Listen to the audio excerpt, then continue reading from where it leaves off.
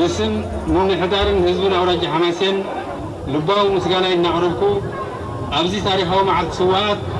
أبوتا جبنتن جيغانو استقبلون بك عدي عقوب بمركاوي وسن زيغل الحبل اسمعني زغري كواخبتي برهانة قبرك زابير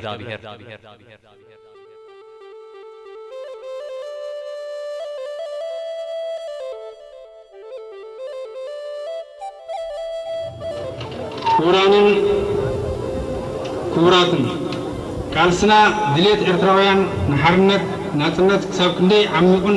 زين غنغن مهانو زمسكري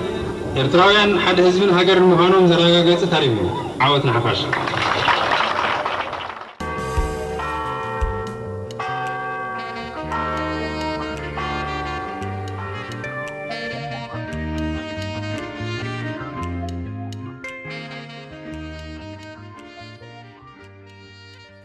سوني 17 مسكرم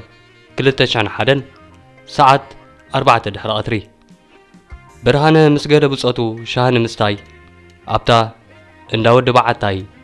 تباهيلا تسوى عند شام رحة أسمرا دبافرهن مترتارن عسيلوان يرو أمونغو لعلوات عبارات منجستن جنبارن زقات أمام مفللاي موداتو انتا يكون يخون زبل شاقلو تابتار سختماي نبب ساعات 4 دحر قطري سيفل زلبسو أبالات ستا نتابار كببوا أشبارن محاز كبرنيان مهدان زتلاقو ينبرون تلوخوهم نحرخب أركانات صورا نحرخب مرحتم نحرخب كواخبتي إرترا نمس الماتي نيرو برهانة حيزوز أن حبر جكو قميتو بزي بوزح قلتعتع يداو بموقع كأسرا بهدات تماززة أبطالات تريا نمنتاي برهان نايس المت إلو موجود كلعل زدفرين بران برهانة مأنت هزبو مأنت ينقس بلو حقي مأنت يكبر زبالو قوام برهان كنسو أبسلام نقعصو بقرعات نابتا معسو آخفيتا تسبيو زنبرت ميكينا تسافرة دقيمون زيريو قرناتا تاسمران هزبون النات ملكة دما نابتي أساقا عجا قعزو جمرة برقز برهانة استوصنا لو صحفتو أيم تقبون أبتز تقادللو هاجرن هزبن بخمزة قباب كجوة مأمانو خبد متقبئة فانوا برهانة أيكون عنده سب سياتا تاسمرا الناس قد خصم بلوو انت زرعون نسب أي مقرمن نسو اتعدمن سنتو نسلا هاجرو وابرخاتا زمكنا نسو اتنسلا حقي صوا حسرت ما سرتن شقونان استقبله نسو اتما انت هزبو ما مقون مجوتون زنحاف نبره ميجر جنرال برهانة قبرك زابير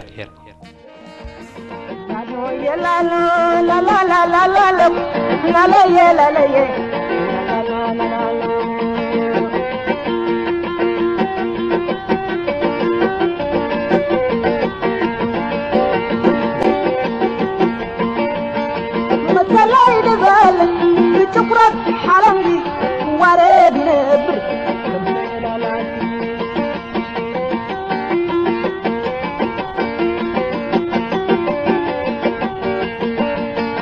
حضر عيد بالم شكرا حرمي ورد نبر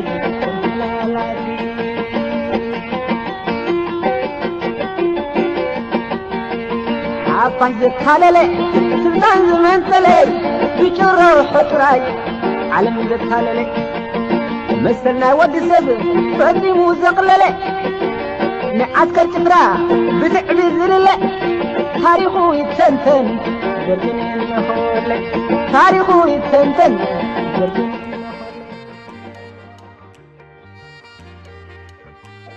أب 4 مسكرم 1949 أب دركوز تبهلت كاب أسمرا بزحت زيترحة سفرات ولده أب بيت مرت دركو بيت كرجش سان جورجون لول مكوننن كاب مباتا خساب كالاي درجة نزن برت مرتو تقاتاتيلو بو يتعاقتن صبو وصيت بمزغاب نابي يونيفرسيتي أديس أبابا مرحة أو تمرت سنغمم وي كيمستري نخلته عمتات أصنعه أوانو أوان شجع حبني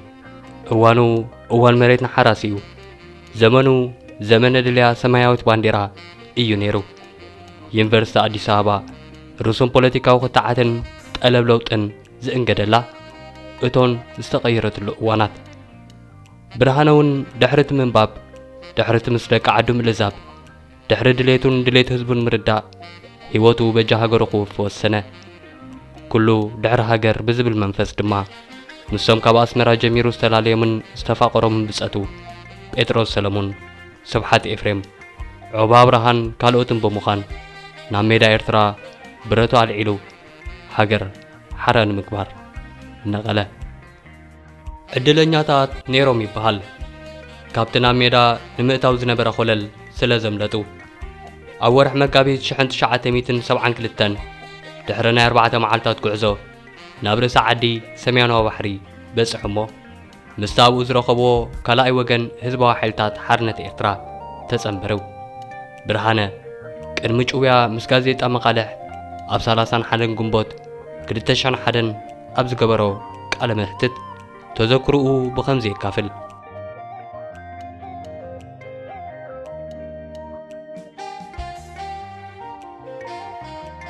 ኣብ ስብሳታት እቲ ዝነበረ መግዛእታዊ ናይ ፖለቲካ ሃዋህው ምፍራስ ፌደሬሽንን ምግባጥ ኤርትራ ብስርዓት ሃይለ ስላሰን ከም ኩሎም ናይቲ እዋን ተምሃሮ ገለ ናይ ምግዳድ ስምዒት ክሓድር ንኽኢሉ ብድሕሪኡ ኣብ ዩኒቨርሲቲ ኣዲስ ኣበባ ሓያል ዝኾነ ናይ ለውጢ ምንቅስቓስ ስለ ዝነበረ ንሕና ኤርትራውያን ብዛዕባ ሃገርና ዝያዳ ክንግደስ ጌርና እዩ ኣብቲ እዋንቲ ብረታዊ ቃልሲ ጀሚሩስ ምዕባለታት የርኢ ስለ ዝነበረ ንሕና እውን ብዛዕባ ሜዳ ምውፃእ ክንመያየጥን ክንሓስብን ጀሚርና ኣብቲ እዋንቲ ህዝባዊ ሓይልታት ሓርነት ኤርትራ ዝበሃል ብበዓል ዑስማን ሳበ ዝምራሕ ቁኑዕ ምንቅስቓስ ካብ ጀብሃ ተነፂሉ ምስ ሰማዕና በቃ ብዘይ ምስምስ ክንስለፍ ወሲና ሰባት ናብቲ ቦታ ዝወስዱ ደሊና ሓደ ርስቶም ዝበሃል ስውእ ብጻይ ረኺብና ኣብ ቀዳማይ ሰሙን ናይ መጋቢት 1972 ካብ ኣዲስ ኣበባ ተበጊስና ራብዓይ መዓልቲ ናብ ሰሜናዊ ባሕሪ ርእሲ ዓዲ ዝበሃል መሬት እምባደርሆ ኣቲና ናብቲ ሽዑ እዋን ካልኣይ ወገን ተባሂሉ ዝፍለጥ ዝነበረ ህዝባዊ ሓይልታት ሓርነት ኤርትራ ድማ ተጸንቢርና ክንወፅእ ክንሓስብ እንከለና ኣቐዲምና ንብዙሕ ኣዋርሕ ስነ-ኣእምሮኣውን ኣካላውን ምቅራባት ንገብር ነርና ኣብቲ እዋንቲ ካብ 4 ኪሎ ዩኒቨርሲቲ እናተበገስና እንጠጦ ዝበሃል ጎቦታት ኣዲስ ኣበባ እናኸድና ኣካላዊ ምንቅስቓስ ንገብር ነርና ኢና እዚ ምስ ወፃና ከጋጥመና ዝኽእል ድኻምን ኣካላዊ ተጻዋርነትን ንምልምማድ እዩ ነይሩ ስለዚ ኩሉ ተዳሊናሉ ኢና ወፂና ስለ ዝኾነ ድማ ኣብ ተዓሊም ኣብ ዝነበርናሉ እዋን ብዙሕ ዘጋጠመና ጸገም ኣይነበረን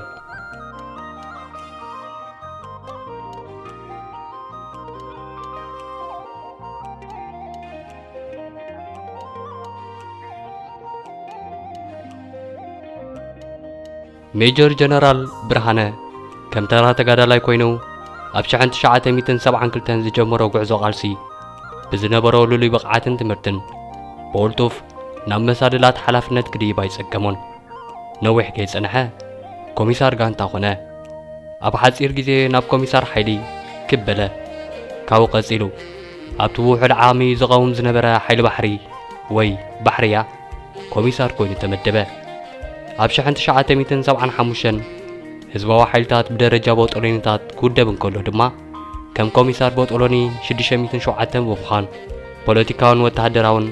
ብቕዓቱ ኣመስኪሩ ብርሃነ ካብቲ ግዜቲ ጀሚሩ ኣካልታ ንዝለዓሉ ጉዳያት ትግንባር ትውስን ዝነበረት ካብ ተጋደልቲ ተሰዊራ ዝቆመትን ዕማማታ ተሰላስል ዝነበረትን ብተለምዶ ሕብእቲ ሰልፊ እናተባህለት እትጽዋዕ ማሕበርነታዊ ሰልፊ ኤርትራ እውን ነበረ። ኣብ 1976 ድማ ኣካል ማእከላይ ኮሚቴ ናይታ ሰልፊ ኮነ። ኣብ ከምዚ ኩነታት እንከሎይ ድማ ቀዳማይ ውድባዊ ጉባኤ ዝተሰላሰለ ህዝባዊ ሓይልታት ዝብል ስም ናብ ህዝባዊ ግንባር ሓርነት ኤርትራ ዝበሃል ክቕየር እንከሎ ተራን ሓላፍነትን እውን ምስኡ ተቐየረ። ኣብቲ ጉባኤ ኣባላት ማእከላይ ሽማግለን ፖለቲካዊ ቤት ጽሕፈትን ኮይኑ ተመርጸ። ከም ኣባል ፖለቲካዊ ቤት ጽሕፈት ድማ ሓላፊ ክፍሊ ሕክምና ኮይኑ ተመዘ። ብርሃነ ነዚ ክፍሊ ኣብ ዝመርሓሉ 10 ዓመታት ክፍሊ ሕክምና ሰውራ ልዑል ብቕዓት ዘንጸባርቐሉ እዋን እዩ ነይሩ። ተንቀሳቐስቲ ኣሃዱታት መጥባሕቲ ብምስራት ነቲ ውግኣት ናብ ደጀን እናሓንሳብ ክሳብ ናብ ከሰላ እናኸዱ ንኽሕከሙ ዝገብር ዝነበረ ኣሰራርሓ ወጊዱ ነቲ ብሰንኪ ንውሓት መንገድን ስእነት ቁልጡፍ ረድኤትን ዘጋጥም ዝነበረ መስዋዕትን ከቢድ ጥዕናዊ በሰላታትን ኣብ ምዕጋዝ ሰሪሑ። በዚ ደው ከይበለ ሰውራ ኤርትራ ዝነበሮ ሕፅረት መድሃኒት ንምፍዋስ ብውሑድ ዓቕሚ መድሃኒታት ዘፍርየሉ ዕድላት ኣፍርዩ። ጽፉፍ ኣወዳድባን መሪሕነትን ብርሃነ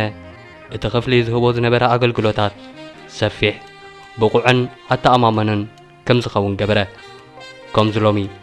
ህዝቢ ኤርትራ ንቐለልቲ ሕማማት ከይተረፈ ኣብ ሃገሩ ክሕከም ኣብ ዘይክእለሉ ደረጃ ቅድሚ ምብጽሑ ድማ ብርሃነን ብጸቱን ገና ኣብቲ እዋን ሰውራ ኣብ በረኻታት ዝሃነጽዎ ኣገልግሎት ጥዕና ንህዝብን ተጋደልትን ብማዕረ ዘፍውስ ብልዑል ብቕዓትን ብምትዕጻፍን ኣዝዮም ኣጸገምቲ ዝበሃሉ መጥባሕትታት እናገበረ ተኣምር ይሰርሕ እናተባህለ ናብ ዝምስከረሉ ተምሳሌት ተበላሕትነትን ብቕዓትን ህዝባዊ ግንባር ኮይኑ ናብ ዝጥቀስ ክፍሊ መርሖ። ብርሃነ ክፍሊ ሕክምና ኣብ ምምራሕ ጥራይ ከይተሓጽረ ኣብ ወተሃደራዊ መዳይ እውን ዝተፈላለዩ ዓውደ ውግኣት እናመርሐ ብቆራጽነት ዝተጋደለን ዘጋደለን ጅግና እዩ። ብፍላይ ኣብቲ ካብ 1977 ጀሚሩ ዝነበረ ብዙሓት ከተማታት ኤርትራ ዝተሓረራሉን ናጽነት ኤርትራ ቀረባ ዝመሰለሉን ኩናት ተራ ብርሃነ ኣብ ምምራሕ ዝተፈላለዩ ውግኣት መዘና ኣልቦ ነይሩ ይበሃል። ኣብ እዋን ምስላውን እንተኾነ ከም ኩሎም ኣባላት ፖለቲካዊ ቤት ጽሕፈት ዝመርሖ ክፍልን ተዋጋእ ሰራዊትን ብውዱብ መንገዲ ዓቕሚ ጸላኢኡ እናዳኸመ ከም ዘዝልቕ ኣብ ምግባር ብርሃነ ውፉይ ነበረ። ኣብቲ ግዜቲ ምስ መስፍን ሓጎስ ብምዃን ነቲ ብወተሃደራዊ ኩንነት ዝተመስረተን ቅርፂ ዝሓዘን መስመር ኣስመራ ባጽዕ ብምብራቕ ንደጎሊ ብምዕራብ ድማ ክሳብ ሰይድቺ ዝዝርጋሕ ቅድመ ግንባር ዝመርሐን ዘዋሃደን ነበረ።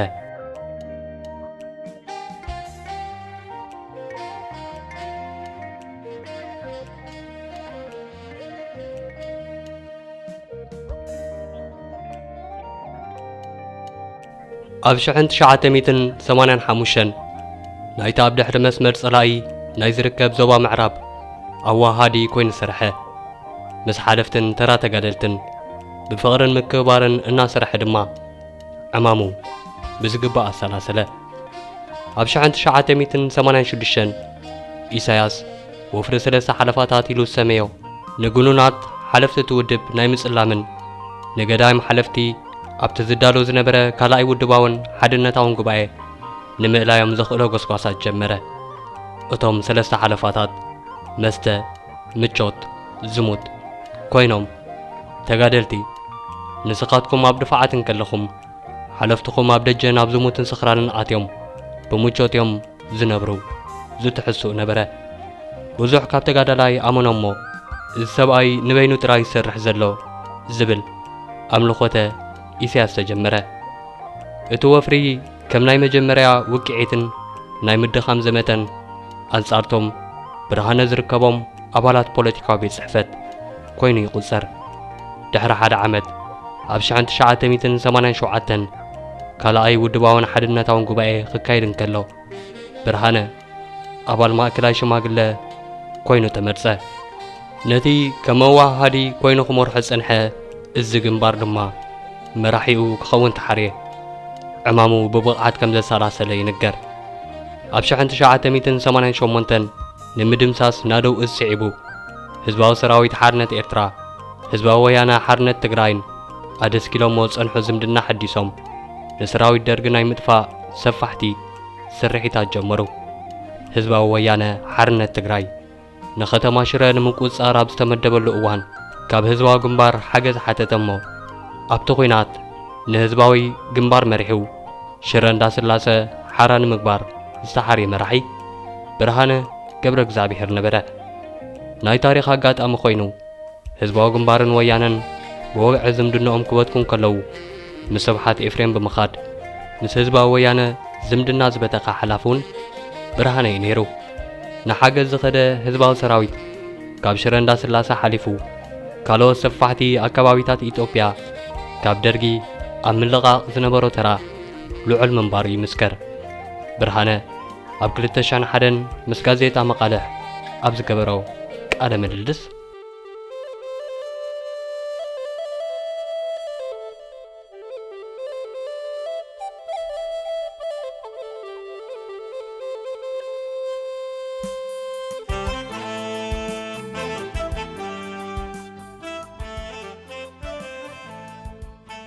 ንናደው ምስ ደምሰስና ንዓናን ነቲ ሰራሕናይ ዓወትን ዘመጉስ ብሬድዮ ፈነውኦም ክዝምሩ ጀሚሮም ብሓባር ክንሰርሕ ድማ ጻውዒት ኣቕሪቦም ኣብታ ኣብ 1989 ዝተገብረ መጥቃዕቲ ሽረ እንዳስላሰ ድማ ክንተሓባበሮም ሓቲቶምና። ኣብቲ እዋንቲ ነቲ ዕቱብ ተሳትፎ ሓይሊ ህዝባዊ ግንባር ወኪለ ኸይደ ኣብቲ ስራሕ ብምስታፍ ዳርጋ ብምሉእ ትግራይ ብምሕራር መዳርግቲ ዘይብሉ ተራ ተጻዊትና ኢና። ኣብዚ እዋን እዚ ወያነ ኣንጻርና ይሰርሑ ነይሮም እንድዮም ከመይ ኢልና ምስኦም ክንተሓባበር ጸኒሕና ዝብል ዘረባታት ይስማዕ እዩ። እንተኾነ ንሕና ዕላማና ምስ ዝኾነ ጸላኢ ደርግ ብምትሕብባር ነቲ ዝዓበየ ናይ ሓባር ጸላኢና ንምድምሳስ ከም ዝነበረ ክፍለጥ ኣለዎ። ሕልናኻ ዝብሎ ኣለዎ ሰማዒ ሕልናኻ ዝብሎ ኣለዎ ሰማዒ ታየኸ መዓር ከም ዘውፅእ ሰምዒ ሰምዒ ኮይኑ ይድርበን ስራሕ ይሽምዓ ብርሃን ምስ ኮነ ግን ብዙሓት ይዕይትየን ክነብዓ እተን ኣብ ጽንኩር ጉስነት ዝዘንግዓ እተን ዝባን ኩሎም ጓሶትና ዘግድዓ እተን ተሓቢአን ስቡሕና ዝበልዓ ይዕንቲ ኣብቲ ባይቶ ጽንዓት ኣለወን ጠማቲ ኣለዉ ተማጓቲ ኣንታ ተባዕ ጓሳ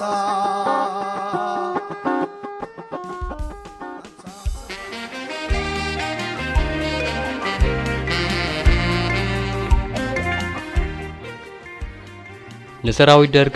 ካብ ኤርትራ ሙሉ ብምሉ ጸሪካ ንምውፃእ ኣብ ዝተገብረ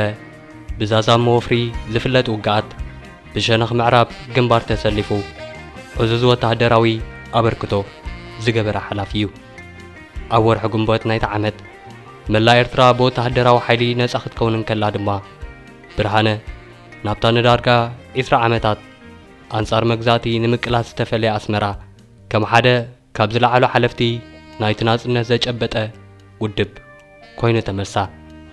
ዝተዋህቦ ሓላፍነት ሓላፊ ክፍሊ ኢንዳስትሪ ነይሩ። ኣብዚ ጽፍሒ ንሓፂር ግዜ ድሕሪ ምግልጋል ድማ ከም ኣመሓዳሪ ንኡስ ኣውራጃ ሓማሴን ኮይኑ ተመደበ። ኣብ 1994 ኣብ ዝተኻየደ ሳልሳይን መወዳእታን ውድባዊ ጉባኤ ብርሃነ ገብረ እግዚአብሔር ኣብ ተሓዳሲ ኤርትራ ኣባል ማእከላይ ባይቶ ህግደፍ ኮይኑ ተመርጸ። እቲ ባይቶ ገለ ውልቀ ሰባት ወሲኹ ንነፍሱ ኣካል ሃገራዊ ባይቶ ኤርትራ ክገብራን ከሎ ድማ ብርሃነ እውን ከም ካልኦት ኣባላት ማእከላይ ባይቶ ኣባል ሃገራዊ ባይቶ ኾነ። ነዚ ስዒቡ ካብ ዝነበሮ ናይ ኣመሓዳሪ መዝነት ብደረጃ ማዕረግ ሜጀር ጀነራል ናብ ምክልኻል ተዛዊሩ ኣብቲ ብሰለስተ ክፍልታት ማለት ሓይሊ ምድሪ፣ ሓይሊ ባሕርን ኣየርን ዝቆመ ሓይልታት ምክልኻል ኤርትራ ኣዛዚ ሓይሊ ምድሪ ኮይኑ ተመደበ። ኣብኡ ብጉዳይ ደሞዝ ዝነበረ ምዕዝምዛም ተጋደልቲ ኣብ ምምላስ መስርሕ ምጥያስ ኣብ ምስላጥ ምጅማር ሃገራዊ ኣገልግሎት ኣብ ምውዳድ ዕዙዝ ተራ ካብ ዝነበሮም ሓለፍቲ ነበረ ግጭት ዶብ ምስ ኢትዮጵያ ምስተላዕለ ተጣይሱ ጸንሐ አባል ሰራዊት ተሳሒቡ ኣብ ስልጠና ጸንሑ ውልዶ መንእስያት አባላት ሃገራዊ አገልግሎት ብኹናት ክፍተኑን ከለዉ ብርሃነ ንዖም ክድግፍ ናይ ዝቆመ ሃገራዊ ዕቁር ሰራዊት ኣዛዚ ኮይኑ ሓላፍነት ስርሑ ተቀየረ ሜጀር ጀነራል ብርሃነ ኣብቲ ኹናት ምስ ልዑል ብቕዓቶም ክነሶም ፕሬዚደንት ከይተጠቀመሎም ካብ ዝተረፈ ላዕለዎት ወታደራውያን ሓለፍቲ ኤርትራ ተገይሩ ይቁጸር ምኽንያቱ ብርሃነ ብዘይካ ብዘይወቃዓዊ መንገዲ ምስ ስብሓት ኤፍሬም እናተጓዓዘ ዝህቦ ዝነበረ ምኽርታት ካብ ወጻኢ ንወታደራዊ ክእለቱን ብቕዓቱን ዝምጥን ዕማም ስለ ዘይተዋህቦ ኣብ እዋን ሳልሳይ ወራር ሜጀር ጀነራል ብርሃነ ገብረ እግዚአብሔር ሚኒስተር ጴጥሮስ ሰሎሞን ጀነራል ዖባ ብርሃን ጀነራል ስብሓት ኤፍሬምን ኣብ ዓዲ በጊዖ ይካየድ ንዝነበረ መሪር ውግእ ክመርሑ ውዒሎም በቲ ዝረኣይዎ ህልቂት እናሕዘንዘኑ ኣብ መንደፈራ ናብ ዝርከብ ቤት መስፍን ሓጎስ ኣምርሑ ኣብኡ ብዛዕባ ኣብቲ ኹናት ዝተረኣየ ጉድለታት ዝጀመረ ወግዒ ናብ ሓፈሻዊ ኩነታት ሃገርን ምልካዊ ኣመራርሓ እቲ ፕሬዚደንትን ዝምልከት ዘተ ተቐየረ እናሳዕረረ ንዝኸደ ውልቀ መልኪ ፕሬዚደንት ኢሳያስ ንዴሞክራሲያዊ ህንጸት እቲ ሓዳስ ሃገር ንድሕሪ ዝውንጭፍ መጻኢ ኤርትራ ዝጸልምትን ህይወት መንእስያት ዝህልቕን ከም ዝኸውን ኣይሰሓትዎን ነታ ደሞም ከፍ ኢሎም ንእስነቶም ሓሽሾም ካብ ገዛእቲ ነጻ ዘውፅእዋ ሃገር ኣብ ኢድ ካልእ ገዛኢ ከየውድቕዋ መኸሩ ደባዊ ኹናት ኢትዮ ኤርትራ ኣብቂዑ ባይቶ ኤርትራ ኣብ ነሓሰ 2000 ዓመተ ምህረት ኣኼቡ ቃንዐ ኣብቲ ግዜቲ ኣብ መንጎቶም ብውዱብ መንገዲ ተቃውሞኦም ንምስማዕ ዝተዳለዉ ኣባላትን ፕሬዚደንትን ዝነበረ ጋግ ሰፊሑ ፍልልያቶም ብትሕምትሕም ኣብ እዝኒ ዝበዝሑ ላዕለዎት ሓለፍቲ ዝበፅሓሉ ወቕቲ እዩ ነይሩ ኣብ ወርሒ ግንቦት ናይቲ ዓመት ኣቐዲሙ ዝተኻየደ ኣኼባታት ላዕለዎት ወታደራውያን ኣዘዝቲ ማእከላይ ሽማግለ ህግደፍን ዝተላዕሉ ዝተፈላለዩ ሕቶታት ኣብቲ ባይቶ እውን ቀሪቦም ብዝለዓለ ደረጃ ኣካታዕቲ ኮኑ እቲ ንብዙሕ እዋን ንፕሬዚደንት ኣጣቂዑ ካብ ምኻድ ወጻኢ ብዙሕ ተራ ዘይነበረ ባይቶ ኣብ ሽዑ በፂሑ ህይወት ዝዘርአ መሰለ ተግባር ቅዋም ሙቃም ፖለቲካውያን ሰልፍታትን ውድባትን ወታደራዊ ስዕረት ምውፃእ ሰራዊት ኤርትራ ካብ ከተማታት ኣብ ግዜ ኹናት ወዘተ ዝኣመሰሉ ሕቶታት ተላዕሉ ኣብ እዋን ሳልሳይ ወራር ዳርጋ ብዘይወግዓዊ መንገዲ ደስኪሉ ዝነበረ ሜጀር ጀነራል ብርሃነ ገብረ እግዚአብሔር ብዛዕባ ብዊንታት ፕሬዚደንት ጥራይ ዝትግበሩ ናይ ማዕረግን ሹመትን ምዕዳልን ምቕንጣጥን ተግባራት ኣልዒሉ ብፍላይ ድማ ንምእሳርን ስእነት ፍትሕን ተጋዳላይ ቢትወደድ ኣብርሃ ጠቒሱ ጸቒጡ ተኸራኸረ ክርክር ብርሃነ ግን ኣብ ዓይነቲ መላኺ ከም ዝኣቱ ገበሮ ካብኡ ነኔው ድማ እቲ መላኽን ኣምለኽቱን ንሱ ክዋረደሉ ዝኽእል መንገድታት ኣብ ምንዳይ ተጸምዱ ኣብ ጥሪ 2001 ሜጀር ጀነራል ብርሃነ ገብረ እግዚአብሔር ማዕርጉ ምምንጣሉን ካብ ሓላፍነት ምውራዱን ብመንገዲ ሚኒስተር ምክልኻል ነበር ስብሓት ኤፍሬም ቃል ብቃል ተነግሮ ብርግጽ ሓደ ሰብ ስልጣኑ ክሕደግ ዝኽእል እኳ እንተኾነ ማዕረግ ብዊንታ ፕሬዚደንት ክቕንጠጥ ግን ዋላውን ኣብ ጭቆንታ ሃገራት ብዙሕ ዝተለምደ ኣይኮነን ኣብ መብዛሕትአን ሃገራት ከም ጀነራልን ሜጀር ጀነራልን ዝኣመሰለ ማዕረግ ክቕንጠጥ ይቕረ ዘይበሃሎ ገበን ክፍጸም ወይቲ በዓል ማዕረግ ብፈቓዱ ክገድፎ ኣለዎ ብርሃነ ገበነኛ ኣይነበረን ነቲ መላኺ ዘይምንብርካኽ ገበን ስለ ዘይኮነ ሕጊ ኣለኒ ኣብ እትብል ሃገር ብዘይክስን ፍርድን ገበነኛ መን እዩ ስለ ዘይፍለጥ ዝኾነ ኮይኑ ጎኒ ጎንቲ ምሶም ድሒሮም ብጉጅለ 15 ዝፍለጡ ኮይኑ ህዝብን ሃገርን ካብ ዓማፅ ኣካይዳ ንምድሓን ዘበገሶ ቃልሲ ብውልቁ እውን ነቲ ብውልቁ ዝወረዶ ጸለመን ዘይሕጋዊ ውሳነን ክቃለስ ነበሮ ተቃለሰ ድማ ብርሃነ ነቲ ሽዑ ዝገብሮ ዝነበረ ቃልሲ ምስ ጋዜጣ መቃልሕ ኣብቲ እዋን ኣብ ዝገበሮ ቃለ መሕትት በቓላቱ ከምዚ ይገልጾ ብዕለት 11 ጥሪ 2001 ካብ ሓላፍነተይ ከም ዝወረድኩን ማዕርገይ ከም ዝሓደግኩን ብሚኒስተር ምክልኻል ብቓል ተሓቢሩኒ ብወገነይ ብዕለት 12 ጥሪ 2001 ብሚኒስተር ምክልኻል ዝተሓበረኒ ካብ ሓላፍነተይ ምውራድን ማዕርገይ ምሕዳግን ምኽንያት ኣነ ጥራይ ዘይኮነ ከም ኣባል ናይ ክልቲኡ ባይቶታት أبالات بايتو كفلتوان هزبون كفلتو سلازكبا بوقعي بصحف كوهابني تحت الدبدبة نا بريزيدنت هاجر إرترا إيساس أفورك ليغة أبرسيو 30 عامتات استقالس كلو علامة نا هاجرين هزبين سلازخونه الجوان علامة قرسي كأصلو مغاني تقيسة مغنياتو تغايب النزول لحلاف النتي يكون معرق لعسر عامتات أبسح الكرتت نايزبول كوز أمامبر بفتوت وي بهياب ستقبل ليس لزيكونه فرق قرسي نبار تاريخين من نتين دما ما نمسب زحكوا يكونن بزعبا زغدل كو نجر انتلو دما ولا كوا زقنا حرق زبل زي باللي انتقنكو بحق قعدتن حقاو سقمتي بنص افرداو اكل كسدلين حنغو فايده زقبلو مخاني كفلت ادلي مغنياتو زغنا سب لعد حق سلازيكونه بحقي كحتت سلازلون انتقنا بعدت عسرات الري 2001 صحافيت بريزيدنت بقال بتليفون دبدابي بريزيدنت كقبلو فقدنيا خمزيكونن المينستر مكلخال كهبو خمزلنن حبيرا دبدابي مليسات اللي بعدت 6 لكاتيت 2001 المينستر مكلخال بمسرت حبريتو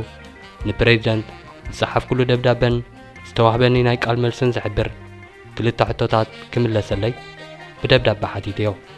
نس دما قداماي سلامنتاي كاب حلافنتي كم زوردكن معرقي كم سحدكن بوقعي بصحف كوهابني كالاي منغستي زي ليون تخوينه ناي سمبتا ورقت كوهابني زبديو كساب حجي 4 ورحا حليفو استوهبني مرسي يلن بوغناي حرغرغ زبلاني نجر كم زي له سلازي اتمغنيات بنصر كفلت دقيمه زحتلو زلخو قدايو la la la la la la la la la la ye la la ye la la la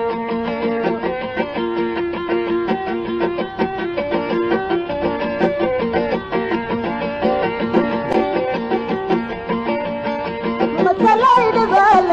بتقرب حرمي ورد نبر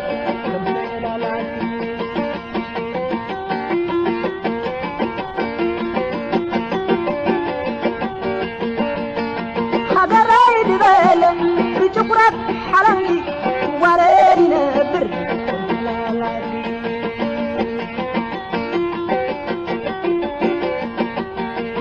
حبان زكاللي سلطان زمان تلي بيجرو حطراي علم زكاللي مثلنا ود سب فدي موزقللي نعسكر جبرا بتعبي زللي تاريخو يتسنتن